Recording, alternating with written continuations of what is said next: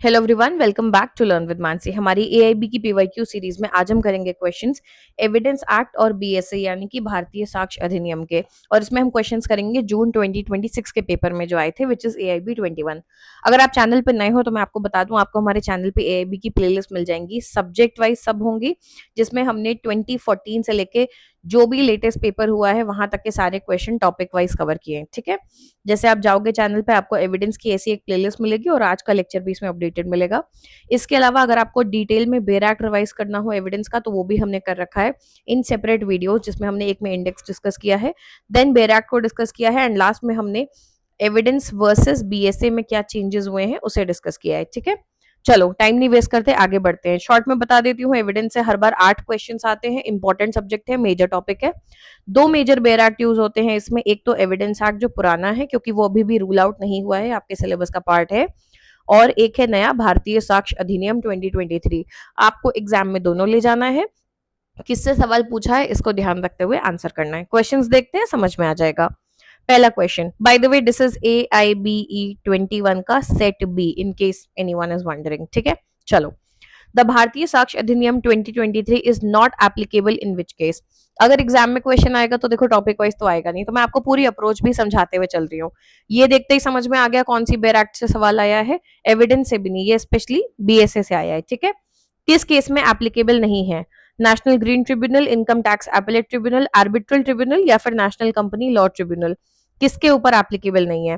इसका correct answer is C, arbitral tribunal. Normally हर बेर एक्ट का पहला सेक्शन होता है कि कहाँ अप्लाई होता है, किस पे अप्लाई होता है, शॉर्ट टाइटल डेफिनेशन। अब कोई सोचता नहीं है कि शुरुआत वाला तो कौन ही पढ़ता है। हाँ ठीक है, देखो पहले सेक्शन से ही क्वेश्चन है, हमेशा हर चीज इंपॉर्टेंट है। ठीक है, आंसर सी, आर्बिट्रल ट्रिब्यूनल। कैसे पता? सेक्शन 1 देखोगे, short title application and commencement, title का नाम यहाँ आपको बता दिया। सब क्लॉज 2 में लिखा है it applies to all judicial proceeding, हर जुडिशियल प्रोसीडिंग पे अप्लाई करता है, इन और बिफोर एनी कोर्ट। ठीक है, इंक्लूडिंग कोर्ट मार्शल। पहले उसको लेके कुछ रेस्ट्रिक्शंस थे बट एविडेंस में, बट बीएसए में चेंज कर दिया गया है। ठीक है, बट नॉट टू, किस पे अप्लाई नहीं करता है? Affidavit presented to any court or officer, not to proceedings before an arbitrator. अगर आर्बिट्रेटर के सामने प्रोसीडिंग है तो उस पे नहीं होगा। यहाँ पे आर्बिट्रेटर के सामने प्रोसीडिंग सी है। तो देखो, दिस इज री enforced by section 19 sub clause 1 of arbitration council act 1996, ADR act, जो एडीआर में आप पढ़ते हो। Arbitral tribunal is not bound by the rigid technicalities of CPC or law of evidence। ये बात सेक्शन 19 सब क्लॉज 1 में लिखी है आर्बिट्रेशन एंड कंसिलिएशन एक्ट के। It is guided by the principle of natural justice and mutual agreement of parties to ensure speed and flexibility। तो arbitration act लोगों के बीच जल्दी सेटलमेंट कराना, बहुत रिजिड लॉ सिस्टम को फॉलो ना करने पे फोकस करता है। Speed, flexibility, natural justice. ठीक है, यहाँ पे जाके आपको वैसे आंसर ढूंढने की जरूरत नहीं पड़ेगी, ये मैंने आपको बस बताया कि ये बात और पक्की हो जाती है यहाँ से। सिंपल सा क्वेश्चन है, बीएसए के सेक्शन 1 में ही क्लियरली दिखा है, हर तरीके के कोर्ट पे अप्लाई करता है एविडेंस एक्ट, कोर्ट मार्शल वालों पे भी अप्लाई करता है। कहाँ नहीं करता है? To affidavit presented to any court or officer, और कोई भी प्रोसीडिंग अगर किसी आर्बिट्रेटर के सामने हो रही है वहां पे भी नहीं करेगा। तो क्लियरली इसमें देखो, ये ट्रिब्यूनल्स हैं, सारे ही हैं, पर इसमें क्लियरली ये नेशनल ग्रीन ट्रिब्यूनल ये एनवायरमेंट से लिंक्ड होता है, इनकम टैक्स वाला है, नेशनल कंपनी लॉ का है। आर्बिट्रल ट्रिब्यूनल क्लियरली हमें बताया था आर्बिट्रेशन से जुड़ा हुआ का, तो वहां पे एविडेंस अप्लाई नहीं होगा। तो बहुत ही डायरेक्ट क्वेश्चन है ये, बहुत इजी क्वेश्चन था, एक बार में आंसर हो जाना चाहिए था। ठीक है, लगे हाथ थर्ड सब क्लॉज भी देख लो, it shall come into force on such date as the central government may by notification in the official gazette appoint. ठीक है, एक फुटनोट भी दिया है तो उसको भी जरूर चेक करना। आपको पढ़ना ऐसे ही है, पीवाईक्यूज का यूज ऐसे ही करना होता है कि आपको क्वेश्चन आया, इस क्वेश्चन को ने आपको सेक्शन 1 की तरफ लीड किया, तो सिर्फ इतना आंसर मेरे स्लाइड पे देख के आगे मत बढ़ जाओ। अपनी पेन पेंसिल बेर एक्ट सब साथ लेके बैठो और पूरा सेक्शन ध्यान से पढ़ो। ठीक है, इसके आगे पीछे की एक आधे सेक्शन पढ़ लेना, सेक्शन 2-3 में डेफिनेशंस बहुत सारी होती हैं। ठीक है, इसको डिटेल में समझना हो तो एविडेंस एक्ट की जो हमारी प्लेलिस्ट है उसमें भी 2 ही 3 लेक्चर्स है मुश्किल से, पर ये मैं वहां बहुत डिटेल में पढ़ा चुकी हूँ। चलो next question. The five golden principles with respect to circumstantial evidence were laid down in which Supreme Court judgment? कोई सुप्रीम कोर्ट जजमेंट है जिसमें सर्कमस्टेंशियल एविडेंस यानी सर्कमस्टांसेस के बेसिस पे जो एविडेंस होते हैं उनसे रिलेटेड 5 गोल्डन प्रिंसिपल दिए गए थे। ये क्वेश्चन पीवाईक्यू में आ चुका है पहले। कौन से केसेस हैं? Doctor Sunil Clifford Daniel versus state of Punjab 2012, Vasa Chandrashekhar Rao versus Poona Satyanarayana and ANR 2000, Sharad Birdichand Sarda versus state of Maharashtra 1984 या फिर Dudhnath Pandey versus state of UP 1981? इसका correct answer is C, Sharad Birchand Sarda versus state of Maharashtra 1984। Panchsheel of circumstantial evidence, ये मैं आपको पीवाईक्यूज में पहले भी पढ़ा चुकी हूँ। एविडेंस के अलग से केस लॉस के लेक्चर भी जल्दी आएंगे, तो चैनल को सब्सक्राइब करके रखना ताकि मैं वहां पे इनको आपको डिटेल में भी पढ़ा सकूं। कौन सी पंचशील, पंचशील मतलब पांच है ना, कौन सी पांच चीजें हैं जो सर्कमस्टेंशियल एविडेंस के लिए गोल्डन रूल की तरह आई थी? कि फुल्ली स्टैब्लिश फैक्ट होने चाहिए, कंक्लूसिव नेचर होना चाहिए, मॉरल सर्टेनिटी होनी चाहिए, चेन ऑफ एविडेंस बननी चाहिए एंड इनोसेंस का एक्सक्लूजन होना चाहिए। ठीक है, इसको हम डिटेल में पीवाईक्यूज जब केस लॉ के करेंगे तब वहां पे कवर करेंगे शॉर्ट में, बट मैं ये पीवाईक्यूज में पहले पढ़ा चुकी हूँ, केस लॉ सीरीज में आगे डिस्कस करेंगे। ठीक है, नेक्स्ट क्वेश्चन, क्वेश्चन नंबर 45 था यहाँ पे, ये विच of the following statement is not true? पहली बात तो क्वेश्चंस में हमेशा ध्यान देना, not true with respect to section 65b of the Indian Evidence Act 1872। now be very clear, Indian Evidence Act पूछा है, BSA नहीं, तो आप BSA नहीं उठाओगे, आप एविडेंस एक्ट की बुक उठाओगे। क्लियरली सेक्शन 65b बता दिया है, तो आपको एक सेक्शन दे दिया है, उसी से जुड़े हुए कुछ स्टेटमेंट और आपको आंसर करना है। स्टेटमेंट देखते हैं। ए, अर्जुन पंडित राव खोटकर वर्सेस कैलाश कुशनराव गोरंत्याल 2020 का केस है। Landmark judgment stands as the latest interpretation of the relevant provisions offering a consistent approach in line with the legislative intent. इन्होंने बोला 2020 में ये जो केस का जजमेंट आया है, ये एक लैंडमार्क जजमेंट है जो लेटेस्ट इंटरप्रिटेशन इस प्रोविजन का उसके लिए रेलेवेंट है और एक कंसिस्टेंट अप्रोच दे रहा है जो भी लेजिस्लेचर की इंटेंट है उसको, यानी जिस नियत से लेजिस्लेचर ने इस लॉ को बनाया था उसको सपोर्ट करते हुए ये एक जजमेंट आया है 2020 में। क्या ये बात सही है? तो इनडायरेक्टली आपको देखो सेक्शन 65b से लिंक करके एक केस लॉ पूछ लिया उन्होंने, तो अब कॉन्सेप्ट और केस को कनेक्ट भी कर दिया है कि ये जो केस लॉ है क्या ये इससे रेलेवेंट है और इन लाइन विद द इंटेंट है कि नहीं। Next question, in state and city of Delhi versus Navjot Sandhu 2005 का केस है। The honourable supreme court had held that the courts could admit electronic records such as printouts and compact disc CDs as prima facie evidence without authentication। ये case हम PYQs में पढ़ चुके हैं detail में, ठीक है, और ये हमने if I am not wrong मैंने उसमें भी कवर किया है साइबर लॉ के केस लॉज में, ठीक है, तो उसकी भी प्लेलिस्ट आप जाके देख सकते हो। तो उन्होंने बोला है कि ये जो केस है, ठीक है, इसमें ऑनरेबल सुप्रीम कोर्ट ने ये बात कही थी कि कोर्ट जो है वो चाहे तो इलेक्ट्रॉनिक रिकॉर्ड जैसे कि प्रिंट आउट्स हैं, सीडीज हैं, इनको as prima facie evidence accept कर सकते हैं without any authentication. Statement C क्या है? The requirement of a certificate under section 65b sub clause 4 of the Indian Evidence Act is a condition precedent to the admissibility of an electronic record in evidence। इसका कहना है statement 3 का कि section 65b sub clause 4 में जो भी बात लिखी है, जो अभी हम देख लेंगे, तो वहां पे लिखा है कि एक सर्टिफिकेट की रिक्वायरमेंट होती है जब आप कोई ऐसा इलेक्ट्रॉनिक एविडेंस प्रोड्यूस करते हो उसकी ऑथेंटिसिटी के लिए। तो उन्होंने कहा है इंडियन एविडेंस एक्ट के सेक्शन 65b सब क्लॉज के according requirement of a certificate जो है ये एक कंडीशन है प्रेसिडेंट यानी पहले to the admissibility of an electronic record. किसी भी इलेक्ट्रॉनिक रिकॉर्ड को एज एविडेंस एडमिसिबल करने के लिए कोर्ट में ये एक कंडीशन पूरी होना जरूरी है। कौन सी कंडीशन? 65b(4) में जो लिखी है कि एक सर्टिफिकेट लगेगा। अब देखो ये दो बातें कहीं ना कहीं उल्टी लग रही हैं। इस केस में क्या बोला कह रहे हैं कि आपको जो है कोई भी ऑथेंटिकेशन की जरूरत नहीं होगी इलेक्ट्रॉनिक रिकॉर्ड को एडमिट करने के लिए, ऐसा स्टेटमेंट बी में लिखा है। सी में कह रहे हैं 65b सब क्लॉज 4 क्लियरली कहता है कि ये कंडीशन है प्रेसिडेंट कि आपको सर्टिफिकेट की जरूरत है किसी भी इलेक्ट्रॉनिक रिकॉर्ड को कोर्ट में एडमिसिबल करने के लिए। स्टेटमेंट डी है पीवी अनवर वर्सेस पीके बशीर केस, ये भी हम पीवाईक्यूज में डिस्कस कर चुके हैं।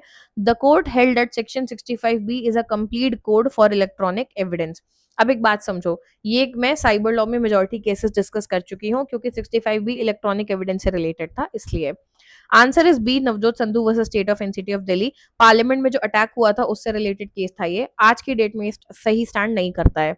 ठीक है, मैं इन केसेस को बहुत डिटेल में ऑलरेडी पढ़ा चुकी हूँ तो यहाँ पे नहीं कर रही हूँ, पीवाईक्यूज में भी डिस्कस कर चुकी हूँ एविडेंस के एंड केस लॉ की सीरीज में भी। Statement A, Arjun Pandit Rao case 2020 क्या है? लेटेस्ट इंटरप्रिटेशन है, ये बात सच है और वो करंट अप्रोच जो आज का हमारा लॉ बिलीव करता है उसके साथ कंसिस्टेंट भी है, मैच करता है, तो स्टेटमेंट ए तो सही है। हमसे क्या पूछा था? नॉट, तो ए आंसर नहीं है। स्टेटमेंट सी, सेक्शन 65b को जाके देखोगे तो क्लियरली लिखा है कि स्ट्रिक्ट कंडीशन है कि कोई भी इलेक्ट्रॉनिक रिकॉर्ड को आपको अगर एडमिसिबल बनाना है तो उससे पहले सर्टिफिकेट चाहिए। Strict condition president before any secondary electronic record can be admitted, तो ये बात ट्रू है, तो ये भी आंसर नहीं हुआ, ए और सी आंसर नहीं है। Option D, Anwar versus Bashir, complete code that overrules general provisions regarding documentary evidence when it comes to electronic media. ये बात सही है। उनका कहना था कि 65 बी, सेक्शन 65 बी खुद से जाओ, बैराक खोलो और पूरा पढ़ो, एविडेंस में भी पढ़ना, बीएसए में भी पढ़ना, ठीक है। 65 बी खुद में एक कोड है कि जब बात इलेक्ट्रॉनिक एविडेंस की आएगी तो जो भी आपके डॉक्यूमेंट्री एविडेंस को लेकर रूल्स हैं वो साइड हो जाएंगे। सिंपली जो इलेक्ट्रॉनिक एविडेंस के लिए रूल बनाया है 65 बी में वो फॉलो होगा। और ये बात अनवर वर्सेस बशीर केस में कहा गया था कि कंप्लीट कोड है वो खुद में, तो ये बात भी सही है। गलत कौन सा है? बी, ठीक है, आज की डेट में, क्योंकि ये सही नहीं है। पहले था, आज की डेट में सही नहीं है, ठीक है। चलो next question, which of the following is not, again not है, stated in section 63 subclause 4 of BSA with regard to a certificate to verify the authenticity of electronic evidence। Same section देखोगे relatively 63, 64, 65 के range में जो है उन पे questions आ रहे हैं। अब आपको इससे क्या समझ लेनी, अपनी बैराक में इलेक्ट्रॉनिक एविडेंस से रिलेटेड ये अगर 3-4 सेक्शंस दिख रहे हैं, इन सबको एक साथ पढ़ लो, एक बार कॉन्सेप्ट क्लियर हो जाएगा, काम खत्म तुम्हारे लिए, बहुत अच्छे से समझ में आ गया, एग्जाम में क्वेश्चन आएगा, कर लोगे। यहाँ पे भी लिंक हो सकता है, साइबर में भी कनेक्ट हो सकता है, ठीक है। चलो पहले तो बीएसए से क्वेश्चन है, ये समझ में आ गया। इन्होंने अब की देखो, अब देखो आपको ट्रिक कैसे करते हैं। यहाँ इंडियन एविडेंस एक्ट का 65 बी लिखा था, यहाँ पे बीएसए का सेक्शन 63 है। जो किताब लिखी है उसी में खोलना। बहुत फ्लो में बच्चे क्या करेंगे, इस क्वेश्चन को 45 नंबर क्वेश्चन लगाएंगे, इंडियन एविडेंस एक्ट है सेक्शन 65 बी, एक क्वेश्चन के तुरंत बाद उन्हें फिर से मिलेगा, तो बीएसए की जगह गलती से एविडेंस की किताब में चले जाएंगे। ये गलती मत करना, जो किताब लिखी है उसी पे जाओ। तो पहली बात, बीएसए का क्वेश्चन है, सेक्शन 63 सब क्लॉज 4 से रिलेटेड है, ये भी बता दिया आपको। अब पूछा है which of the following is not stated in BSA with regard to the certificate to verify the authenticity of electronic evidence. कौन सी बात नहीं लिखी है वहां पे जब एक इलेक्ट्रॉनिक एविडेंस की ऑथेंटिसिटी को वेरीफाई करने की बात उठती है? Option A, qualification of an expert, ठीक है। Option B, signed by both the person in charge of the computer और communication device and an expert with the certificate adhering to the format prescribed in the अधिनियम schedule। इसका पहले option में क्या बोला कि एक एक्सपर्ट की क्वालिफिकेशन को लेके बात नहीं हुई है यहाँ पे, क्योंकि हमसे नॉट पूछा है।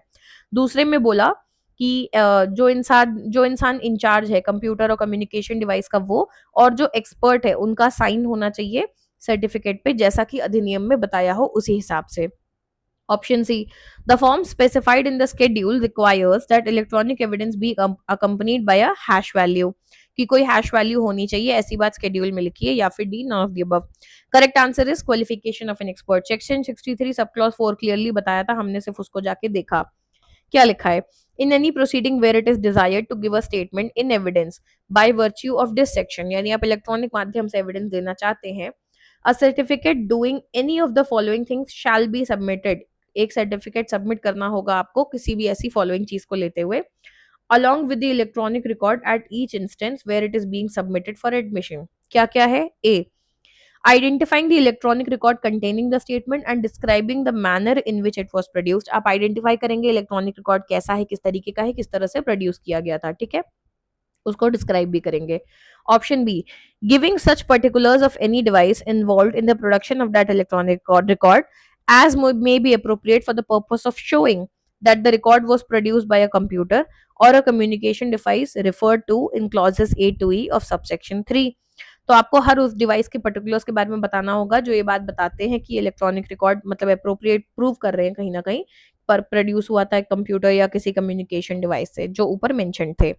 स्टेटमेंट ऑप्शन सी क्या है, dealing with any of the matters to which the condition mentioned in subsection 2 relate. Okay, आगे क्या दिया है, ये हमारा ऑप्शन जो था, and purporting to be signed by a person in charge of the computer or communication device or the management of the relevant activity, यानी उस इंसान का साइन होना चाहिए जो इंचार्ज है कंप्यूटर का, and an expert shall be evidence of any matter stated in the certificate। Okay, and for the purpose of this subsection it shall be sufficient for a matter to be stated to the best of the knowledge and belief of the person stating it in the certificate specified in the schedule। schedule भी देखो यहाँ attach कर दिया है मैंने, इसमें आपको option C मिल रहा है, I state that the hash value for the electronic record is this. तो अब इससे हमें क्या समझ में आया, क्योंकि स्केड्यूल में दिख रहा है कि हैश वैल्यू ऐड की है, तो यानी स्टेटमेंट सी सही है, और हमें तो नॉट पूछा है, तो आंसर सी नहीं हो सकता। ये स्टेटमेंट खुद में सही है कि जो फॉर्मेट देखो, अब एक बार शॉर्ट में समझो, मैं सिंपली बताती हूँ। स्टेटमेंट सी में क्या लिखा है, जो भी फॉर्म स्पेसिफाइड है आपके स्केड्यूल में वो रिक्वायर करता है कि हैश वैल्यू अटैच होनी चाहिए। तो हम जाएंगे स्केड्यूल में, स्केड्यूल किताब के एंड में दिया होता है, शेड्यूल फॉर सेक्शन 63 सब क्लॉज 4, हम उसी के कॉन्टेक्स्ट में सवाल सॉल्व कर रहे हैं। हमने उस शेड्यूल को देखा, उसमें लास्ट में लिखा है कि हाँ हैश वैल्यू ऐड होगी, यानी स्टेटमेंट सी तो बिल्कुल सही कह रहा है। हमसे तो नॉट पूछा है, तो ये तो आंसर नहीं होगा, बात खत्म। बी पे आते हैं। क्लियरली हमें सेक्शन 63 सब क्लॉज 4 में ही लिखा दिख गया कि जो इंसान इंचार्ज है उस कंप्यूटर का या उस डिवाइस का, उसका साइन होना चाहिए, एक्सपर्ट का भी होना चाहिए। तो स्टेटमेंट बी भी सही हो गया है। पर हमें तो नॉट बताना है, तो ये दोनों नहीं हो सकते। एक्सपर्ट की क्वालिफिकेशन यहाँ कहीं मेंशन नहीं है, इसलिए इसका आंसर ए होगा। सेक्शन 63 सब क्लॉज 4 कहीं भी उस एक्सपर्ट की क्वालिफिकेशन की बात नहीं करता है, ठीक है। चलो next question. Which of the following is not a document as per BSA. Question बहुत आसान है, बस गलती दो जगह करते हैं लोग। एविडेंस उठा लोगे, बीएसए उठा लोगे, एक बात ये ध्यान देना, और नॉट पूछा है ये भी ध्यान देना। Private paper, caricature, inscription, map, ये क्वेश्चन दसों बार आ चुका है एविडेंस में, तो इन सब में तो गलती बिल्कुल नहीं होनी चाहिए। Answer is a, private paper. Section 2 sub clause D, देखो अब ये डेफिनेशन एविडेंस में कहीं और दी होगी, यहाँ पे कहाँ दी है, सेक्शन 2 सब क्लॉज डी में। डॉक्यूमेंट को क्लियरली डिफाइन किया है, सिर्फ इतना देख के आगे मत बढ़ जाओ, इसको रुक के पूरा पढ़ो भी। डॉक्यूमेंट क्या होता है, it means any matter expressed और डिस्क्राइब्ड और otherwise recorded upon any substance by means of letter, figure or marks or any other means, or by more than one of those means intended to be used by or which may be used for the purpose of recording that matter। Illustrations में clearly दिया है। Writing document है, कोई भी word जो printed है, lithograph है यानी स्टोन वोन पे लिखा है, फोटोग्राफ है वो भी डॉक्यूमेंट है, कोई मैप या प्लान है वो डॉक्यूमेंट है, इंस्क्रिप्शन है, मेटल प्लेट है, स्टोन पे लिखा हुआ है डॉक्यूमेंट है, कैरिकेचर डॉक्यूमेंट है, ठीक है। और electronic record on email, server log, documents on computers, laptop और smartphone, message, website, locational evidence, voice mail messages stored on digital devices, ये सब डॉक्यूमेंट में आते हैं। तो अगली बार इसमें से 4 नाम दे देंगे, इनमें से बताओ तो कुछ भी क्वेश्चन बनता है, ठीक है। नेक्स्ट, 2 स्टेटमेंट दिए हैं, आपको बताना है ट्रू फॉल्स बेसिकली। स्टेटमेंट 1 क्या दिया है, ossification test is the final test to analyse bone fusion for estimating the age of a juvenile as per law. एक टेस्ट होता है ऑसिफिकेशन टेस्ट, ठीक है। ये एक फाइनल टेस्ट है, किस चीज के लिए, बोन फ्यूजन को एनालाइज करते हैं, किस लिए, एक जुवेनाइल, जुवेनाइल मतलब जो अंडर एज हुआ, उसकी एज का अंदाजा लगाने के लिए, कि सामने वाला अगर अपनी एज नहीं बता रहा है। देखो जुवेनाइल होना क्यों फर्क पड़ता है, बहुत ज्यादा सजा का चेंज हो जाता है मामला।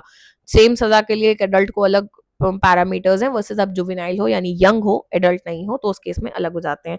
तो बहुत लोग कोशिश करते हैं कि हम सामने वाले को जुवेनाइल प्रूव कर दें, ठीक है, कि अगर 20 के हो गए तो सजा अलग होगी, 15 के हो गए तो सजा अलग होगी, तो लोग बहुत कोशिश करते हैं कि जुवेनाइल प्रूव कर दें, ठीक है। या फिर उल्टा भी होता है, अगर हम पॉक्सो जैसे केस की बात करें, जिसमें आप हैरासमेंट या बच्चों के अब्यूज की बात करते हो, चाइल्ड अब्यूज की, तो अगर बच्चा उस मतलब कम एज का है, पॉक्सो की एज में फिट बैठता है, तो उस आपके ऊपर पॉक्सो का चार्ज लग जाएगा, और उस केस में तो आपकी बैंड बच जाएगी। तो उल्टी पार्टी क्या कोशिश करती है कि हम ये प्रूव कर दें कि नहीं नहीं बच्चा पॉक्सो के एज ब्रैकेट में फिट नहीं बैठता है। तो एज लोग प्रूव करने की कोर्ट में इसलिए कोशिश करते हैं, चाहे वो कम हो चाहे ज्यादा हो। ऑसिफिकेशन टेस्ट एक टेस्ट होता है जहां बोन फ्यूजन को एनालाइज किया जाता है बच्चे की एज का अंदाजा लगाने के लिए कि जुवेनाइल है कि नहीं है। स्टेटमेंट 2, स्टेट्यूटरी डॉक्यूमेंट जैसे कि बर्थ सर्टिफिकेट हो गया, उन्हें प्रेसिडेंस दिया जाता है जुवेनाइल की एज को डिटरमाइन करने में। अब वही पूछा है, एविडेंस एक्ट के बेसिस पे पहली बात पूछा है, बीएसए पे नहीं। Both are false, one and both are true, सिर्फ वन ट्रू है, सिर्फ टू ट्रू है। इसका correct answer is only statement true is true, statement 2 is true, sorry. अब देखो ये डायरेक्ट ना एविडेंस पे आंसर नहीं होगा, ये क्वेश्चन डायरेक्ट एविडेंस एक्ट से आंसर नहीं हो रहा है, ये मैं आपको साफ बता दूं। तो ऐसे सवाल में थोड़ा तो फंसोगे, ओके, डायरेक्ट नहीं आंसर होगा।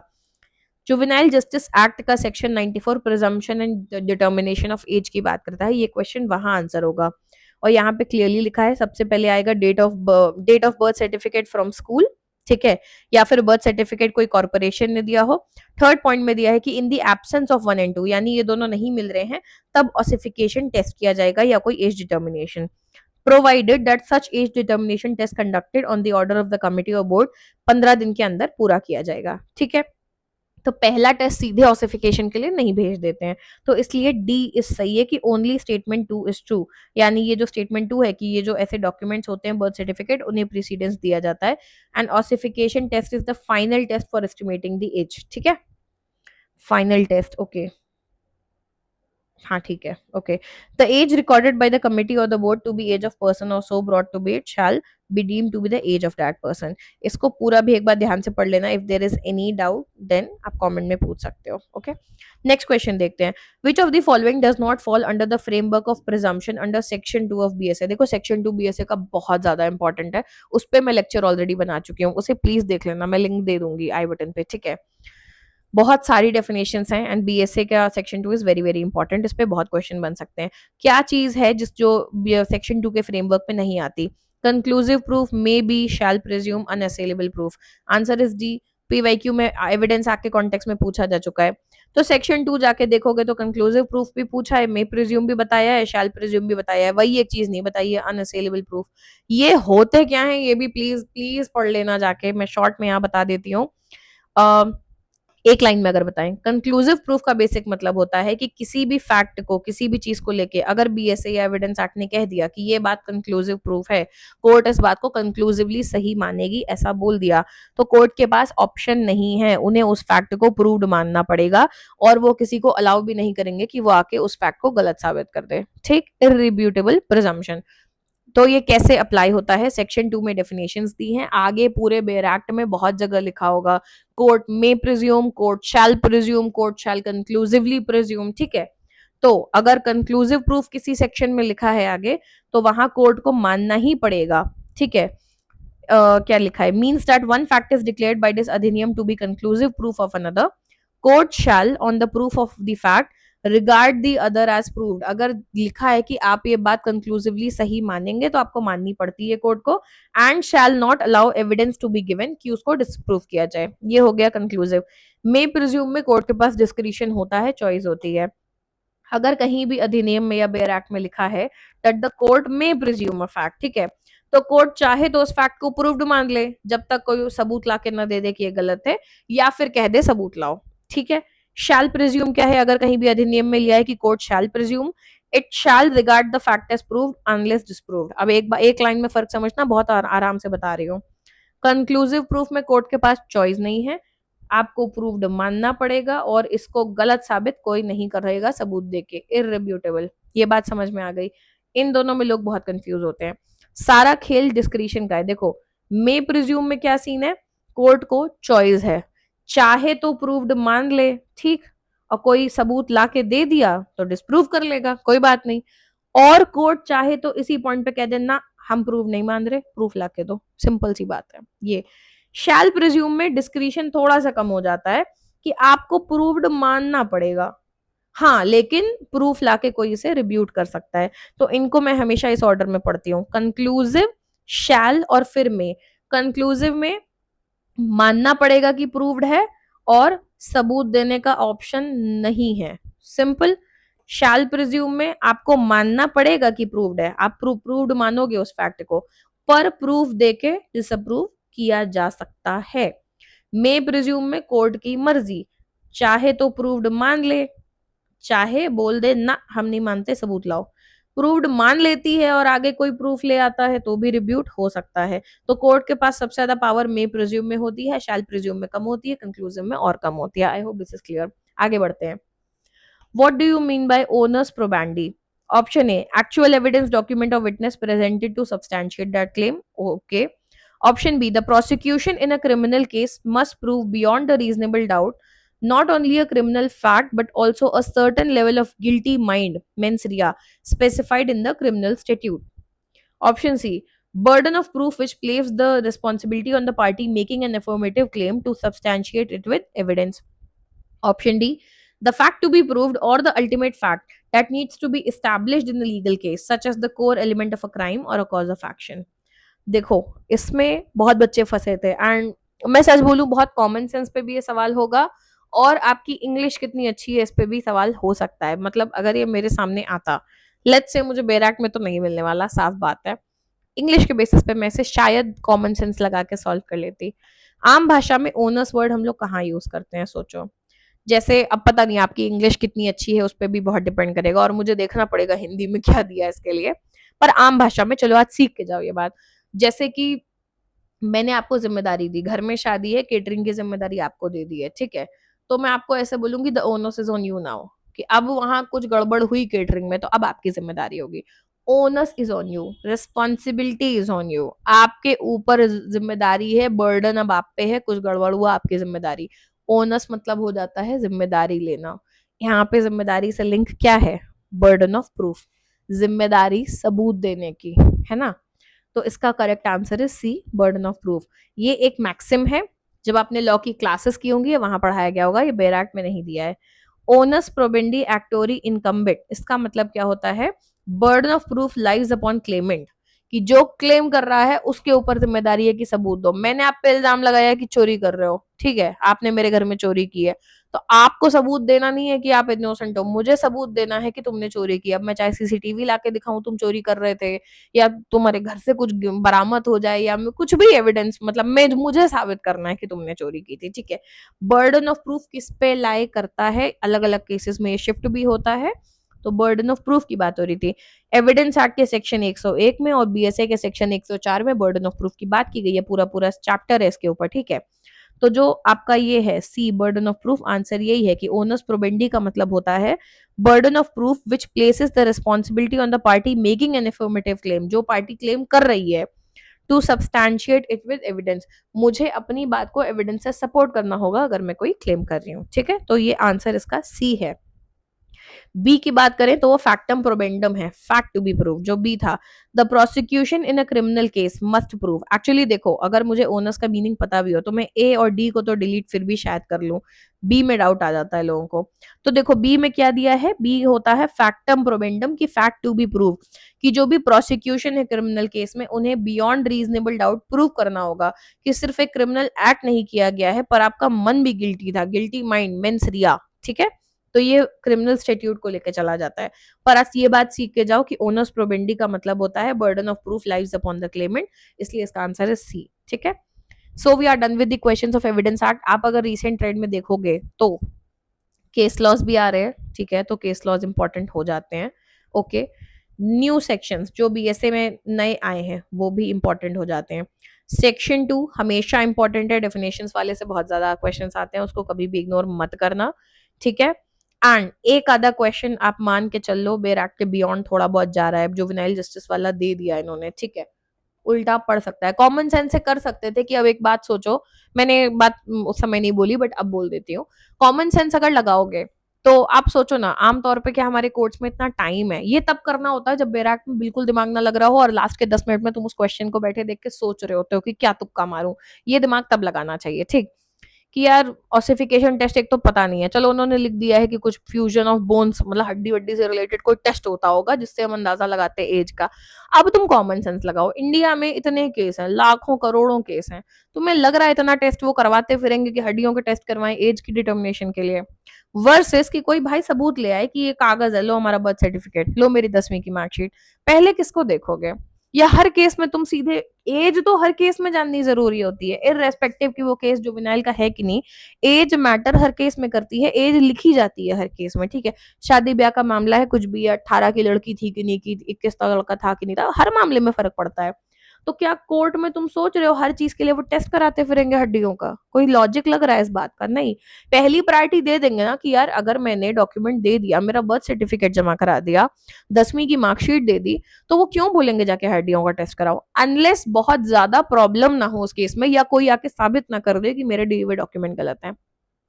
पहली प्राथमिकता, फर्स्ट प्रायोरिटी तो दी जाएगी ना मेरे दिए हुए डॉक्यूमेंट्स को, इसलिए वो ऑप्शन टिक करना आसान हो जाता है। पर ये मैं उस समय नहीं बोलूंगी क्योंकि बैराक से नहीं आंसर हो रहा था वो डायरेक्ट, आइडियली वो जुवेनाइल जस्टिस एक्ट से आंसर हो रहा था।